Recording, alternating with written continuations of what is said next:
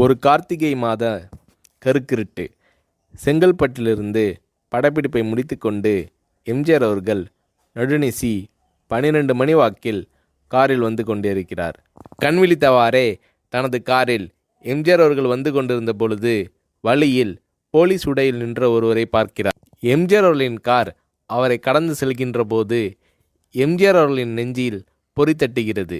ஆள் நடமாட்டமே இல்லாத இந்த அர்த்த ராத்திரியில் அந்த போலீஸ்காரர் பஸ்ஸுக்காக காத்து நிற்கிறார் என்பதை எம்ஜிஆர் அவர்கள் புரிந்து கொள்கிறார். உடனே தனது டிரைவரிடம் காரை நிறுத்த சொல்கிறார் எம்ஜிஆர். கார் பின்னோக்கி வருகிறது.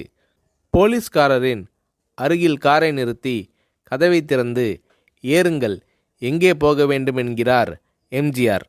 பரவாயில்லை, நான் பஸ்ஸிலே வந்து விடுகிறேன் என்கிறார் அந்த போலீஸ்காரர்.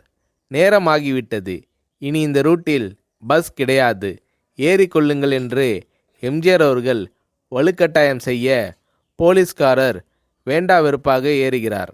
காரின் உள்ளே லைட் போட்டு சாப்பிட்டீங்களா என்று கேட்டுக்கொண்டே தனது சீட்டுக்கு பின்னால் இருந்த பிஸ்கெட் பழங்களை எடுத்து கொடுக்கிறார் எம்ஜிஆர்.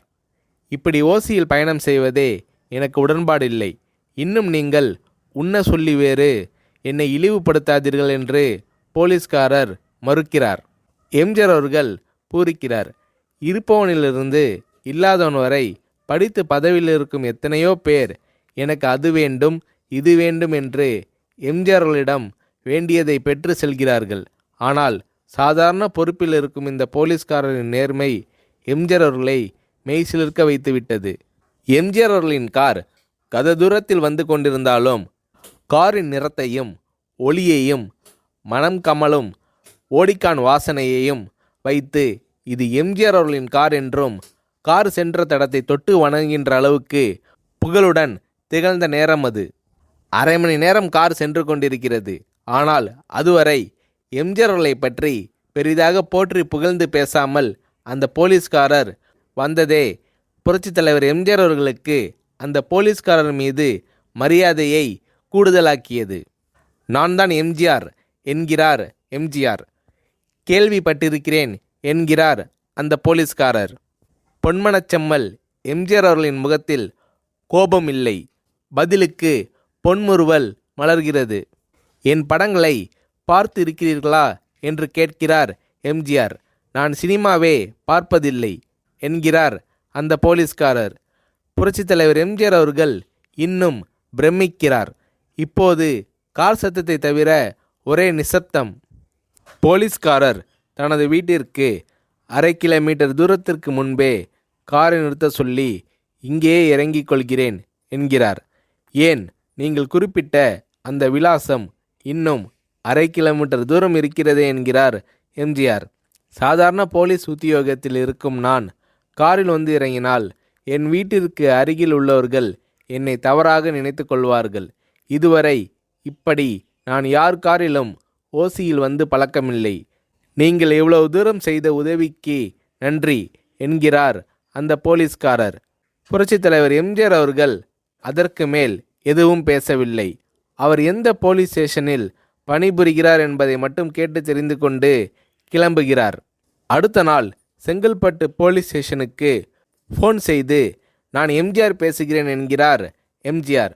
ஃபோனை எடுத்த டிஎஸ்பி உதறலோடும் உற்சாகத்தோடும் தலைவரே வணக்கம் என்கிறார். இரவு சந்தித்த போலீஸ்காரரை பற்றி விசாரிக்கிறார் எம்ஜிஆர். அந்த டிஎஸ்பி சொல்கிறார், நீங்கள் குறிப்பிடும் அவர் இன்று விடுப்பில் இருக்கிறார். அவர் கையூட்டு வாங்காதவர், கடமை தவறாதவர், காவல்துறையின் நேர்மைக்கு இவரே இலக்கணம். வெற்றிலை பாக்கு, பீடி, சிகரெட் போன்ற போதை வஸ்துக்கள், நாடகம், சினிமா போன்ற பொழுதுபோக்கு அம்சங்களையெல்லாம் இவர் அறியாதவர். கல்யாண வயதில் உள்ள 3 பெண்களையும் கரை சேர்க்க முடியாமல் கஷ்டத்தில் இருக்கிறார் என்கின்ற விபரம் டிஎஸ்பியால் எம்ஜிஆர் அவர்களுக்கு சொல்லப்படுகிறது. அவரை நாளை என் தோட்டத்திற்கு வர சொல்லுங்கள் என்கிறார் எம்ஜிஆர்.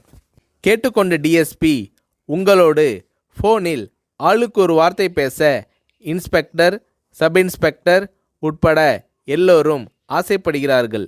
ஃபோனை அவர்களிடம் கொடுக்கலாமா என்கிறார். எம்ஜிஆர் அவர்கள் கொடுங்கள் என்கிறார். பேசுகிறார். அந்த போலீஸ் ஸ்டேஷனே புண்ணியம் பெற்றதாக மகிழ்ச்சி அடைகிறார்கள் அந்த போலீஸ்காரர்கள்.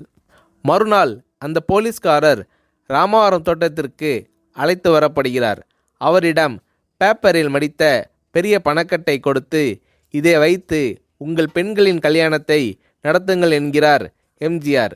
போலீஸ்காரர் மறுக்கிறார்.